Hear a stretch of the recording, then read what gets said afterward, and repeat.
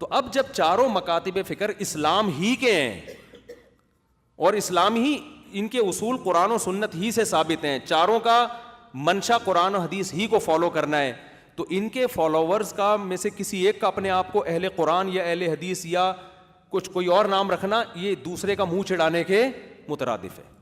اس لیے علماء نے ان کے نام جو کیے ہیں کہ بھائی چونکہ چاروں اہل اسلام ہی کے ہیں, اہل سنت والجماعت ہی کے ہیں, عقائد سب کے سیم ہیں, فروعی مسائل میں اختلافات ہیں اور وہ اختلافات بھی قرآن و سنت کی روشنی میں ہیں, تو لہذا اب شافعی سے فرق کرنے کے لیے آپ اپنے آپ کو حنفی کہیں گے, آپ اپنے آپ کو اہل قرآن یا اہل حدیث نہیں کہیں گے. اس کا مطلب اہل حدیث کہنے کا مطلب وہ گویا حدیث کو فالو نہیں کر رہے. تو بھائی امام ابو حنیفہ بھی اہل حدیث تھے, امام شافعی بھی اہل قرآن اور اہل حدیث تھے, امام مالک بھی اہل قرآن اہل حدیث تھے, تو ان کے فالوور بھی اہل قرآن اہل حدیث ہی ہیں.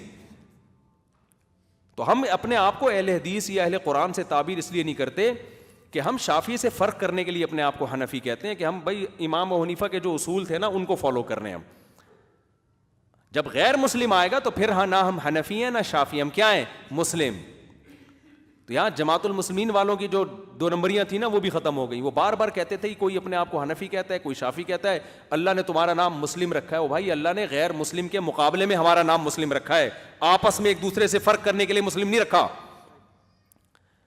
بات آ رہی ہے سمجھ میں؟ تو اس لیے اگر میرے نام کے ساتھ کسی نے حنفی لکھ دیا تو مجھے اعتراض نہیں. دیوبندی میں نہیں لکھنے دیتا, کیونکہ دیوبندی تو بعد میں بریلوی حضرات سے فرق کرنے کے لیے ایک نام دیا گیا نا, یہ تو 1856 یا 57 کے بعد جا کے یہ نام وجود میں آیا, تو اس کی ہمیں ضرورت نہیں ہے. ہمارے تو عقیدے 1400 سال سے ثابت ہیں, تو جو عقیدے 1400 سال سے ثابت ہیں ہمارے اکابر کے بھی وہی ہیں, ہمارے بھی وہی ہیں. کچھ مسائل اختلافی ہیں تو ان میں ہمیں جانے کی بالکل بھی ضرورت ہے ہی نہیں ضرورت, تو نہ ہم سے سوال ہوگا نہ ہم سے اس بارے میں پوچھا جائے گا خبر میں, تو ہم ان کی ڈیٹیل میں نہیں جاتے.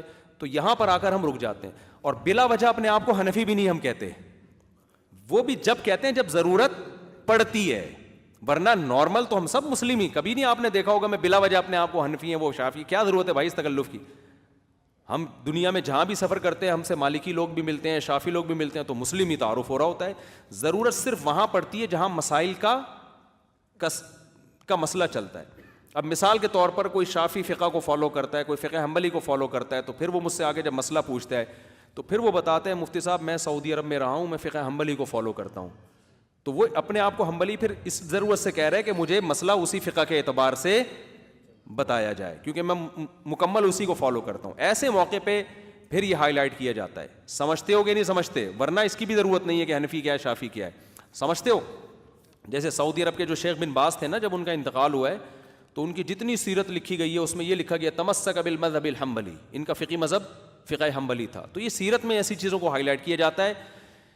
اسی طرح جتنے بڑے بڑے علماء آپ کو ملیں گے نا, جب ان کی ہسٹری صدیوں تک جتنے علماء آئے ہیں, تو جب ان کے بات ہوتی ہے نا تو کچھ علماء طبقات حنفیہ میں آتے ہیں, کچھ طبقات شافعیہ میں آتے ہیں, کچھ طبقات مالکیہ میں آتے ہیں, کچھ طبقات حنبلیہ میں. تو جب ان کی پوری ہسٹری اور ان کی لائف بیان کی جاتی ہے, پھر ان کے مکتبہ فکر کو بھی ہائی لائٹ کیا جاتا ہے کہ بھئی یہ اس مکتبہ فکر کو فالو کیا کرتے تھے.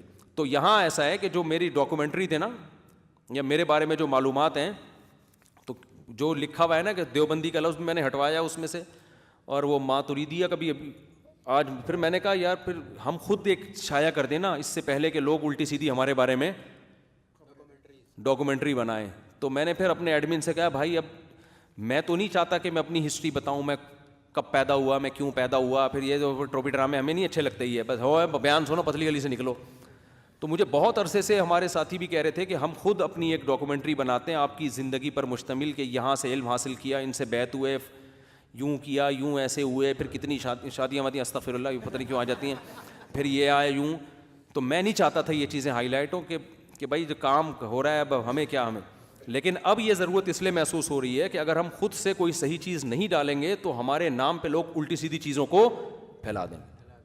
تو میرے نام کے آگے کوئی کچھ لگا دے گا, کوئی دیوبندی لگا دے گا, کوئی ماتریدی لگا دے گا, کوئی پتہ نہیں کیا لگا دے گا. تو خام ہمیں فضول چیزوں میں پڑھ رہے ہو, ہم سب مسلمان ہیں بھائی. اور اگر کوئی مکتبہ فکر تو بھائی فقہ حنفی کو فالو کرتے ہیں, لیکن کوئی فقہ شافعی کو بھی فالو کرتا ہے. تو جب حنفی کہہ دیا تو وہ خود بخود یہ چیز اس میں آ گئی کہ اس کو بھی ٹھیک سمجھتا ہے وہ, ٹھیک ہے نا.